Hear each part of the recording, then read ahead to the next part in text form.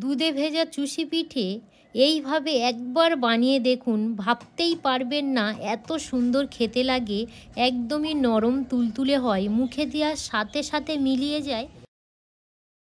নমস্কার বন্ধুরা, Malavika kitchen with village ফুডে আপনাদের সবাইকে স্বাগত জানাই।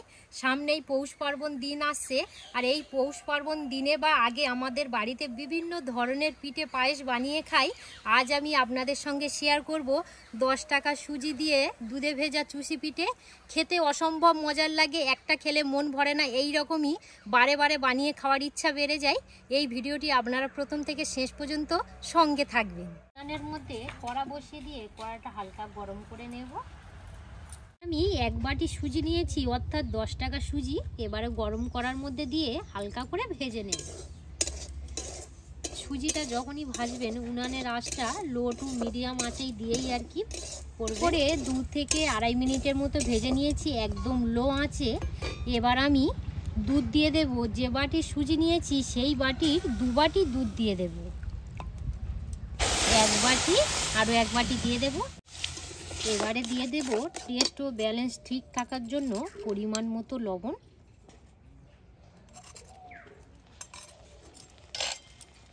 এবারে এইভাবে নাড়তে নাড়তে একটা ডোর আকার বানিয়ে নেব। আমি যে ডোটা করলাম দুধ দিয়ে, আপনারা কিন্তু জল দিয়েও করতে পারেন, তবে মাপটা ঠিক রাখবেন। যে বাটি সুজি দেবেন সেই বাটি 2 বাটি জল বা দুধ দিতে পারেন। এই রকমই করতে হবে, কড়া থেকে খুব সুন্দরভাবে উঠে আসবে। এই দেখুন। এবার আমি একটা হাতার সাহায্যে ডোটা তুলে নেব।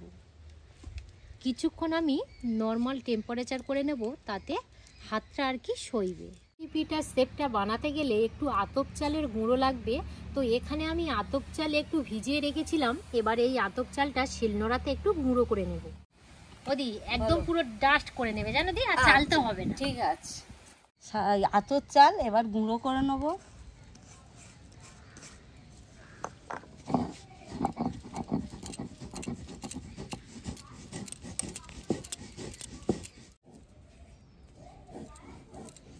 হালকা ঠান্ডা করে নিয়েছি। এবারে ভালো করে আরও কিছুক্ষণ এইভাবে মেখে নিতে হবে। আর মাখার পরে দেখবেন হাতের মধ্যে একটু লেগে যাচ্ছে, এই সময়ে 1 চামচ আমি ঘি দিয়ে দেব। আর দেবো না, আর দিতে হবে না। ভালো করে আরও কিছুক্ষণ মেখে নেব। ঘি দেওয়ার পর হাতের মধ্যে আর কিছুই লাগছে না। এবার ডোটা থেকে কিছুটা আমি লেচি কেটে নেব। এই রকমই লেচিটা কেটে নিলাম, আর একটা পাত্র নিয়ে এইভাবে চাপা দিয়ে রেখে দেব, যাতে ডোটা একটু নরম থাকে। আপনারা সুতির কাপড় ভিজিয়েও চাপা দিতে পারেন। এবার একটা সাইডের মধ্যে রেখে দিলাম। এখানে আতপ চালের গুঁড়ো নিয়েছি, আর একটা চাটু নিয়েছি। এবারে চাটুটা এইভাবে আলতো হাতে এইভাবে রেখে দিতে হবে, দিয়ে ছোট্ট ছোট্ট করে এইভাবে কেটে নেব।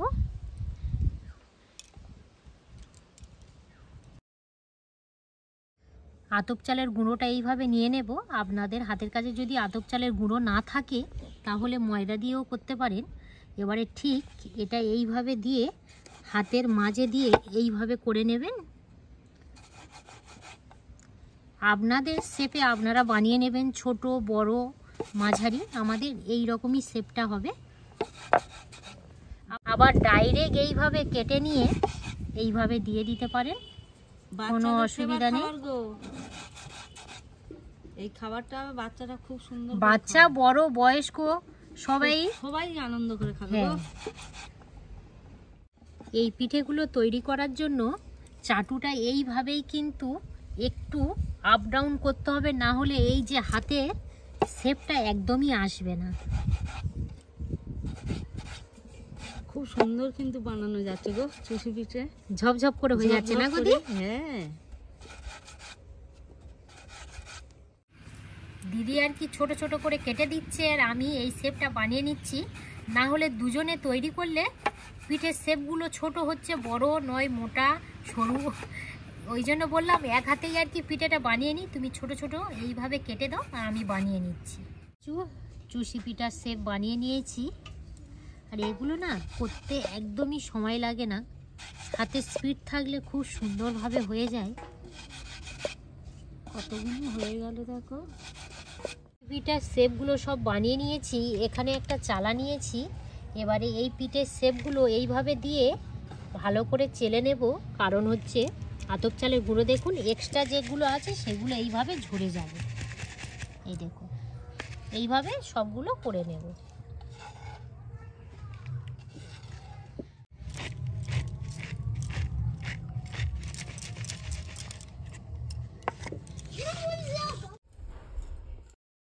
এর মধ্যে একটা কড়া বসিয়ে দেব।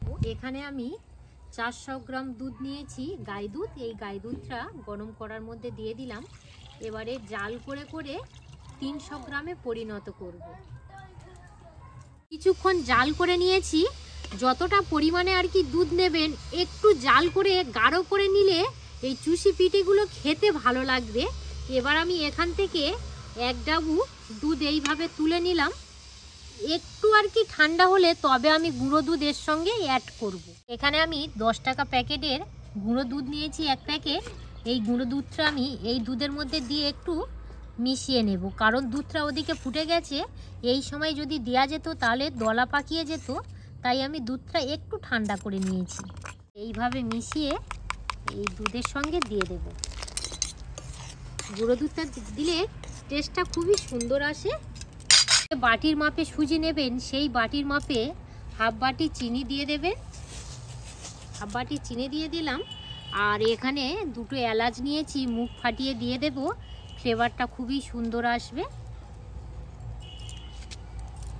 অল্প করে আমি একটু লবণ দিয়ে দেব, খেতে ভালো লাগবে। এই জিনিসটা আপনারা অ্যাভয়েড করে যেতে পারেন। চুষি পিঠের শেপগুলো ফুটন্ত দুধের মধ্যে দিয়ে দিলাম।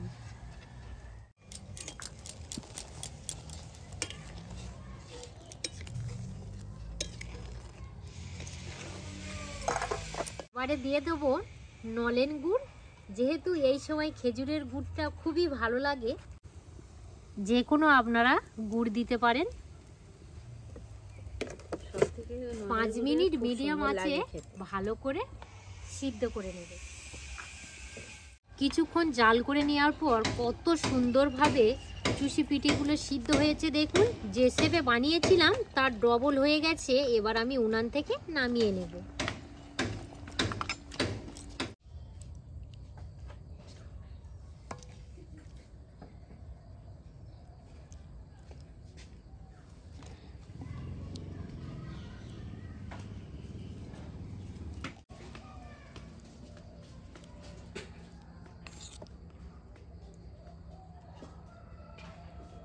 বলো, দুধে ভেজা চুষি পিঠে কেমন লাগলো তুমি এবারে খেয়ে দেখো। আর এই দেখুন বন্ধুরা কত সুন্দর হয়েছে দেখুন। এইভাবে আপনারা বাড়িতে একবার শুধু বানিয়ে খাবেন। বাচ্চারা ফেভার খাবার। হ্যাঁ, বাচ্চাদের সব থেকে বেশি ভালো লাগবে। খুব সুন্দর হয়েছে গো। খুব সুন্দর হয়েছে। এত সুন্দর লেগেছে।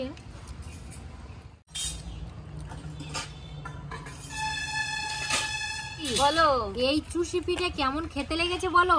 কিচ্ছু বলার নেই। চুষি পিঠাটা খুব সুন্দর হয়েছে। হ্যাঁ, খুবই সুন্দর হয়েছে। এটা হচ্ছে চুষি পিঠা। হ্যাঁ হ্যাঁ, বাচ্চাদের ফেভার খাবার গো। সত্যি বন্ধুরা, হাতের কাছে যদি একটু সুজি থাকে, এইভাবে দুধে ভেজানো চুষি পিঠাটা বানিয়ে দেবেন, অপূর্ব খেতে লাগবে। বাচ্চারা সব থেকে বেশি ভালোবাসবে। অঙ্কিত এসো এসো, চলে এসো রান্নাঘরে এসো। অঙ্কিত অনেকক্ষণ ধরে ইয়ারি করছে। নাও নাও, তুমি খুঁড়িটা ধরে খেয়ে নাও। ভালো হয়েছে বলো বাবু? হ্যাঁ ভালো হয়েছে। কেমন হয়েছে অঙ্কিত? ভালো হয়েছে। বন্ধুরা, আপনারা এইভাবে বাড়িতে বানিয়ে বাচ্চাদের খাওয়াবেন, বাচ্চারা খুবই ভালোবেসে খাবে আর বারে বারে বলবে যে মা এইভাবেই বানিয়ে দাও। এই পর্বটা এখানেই শেষ করলাম। আপনাদের কেমন লাগলো অবশ্যই কমেন্ট করে জানাবেন। আপনারা সবাই সুস্থ থাকবেন, ভালো থাকবেন। এতক্ষণ আমাদের সঙ্গে সময় কাটানোর জন্য আপনাদেরকে অসংখ্য অসংখ্য ধন্যবাদ জানাই।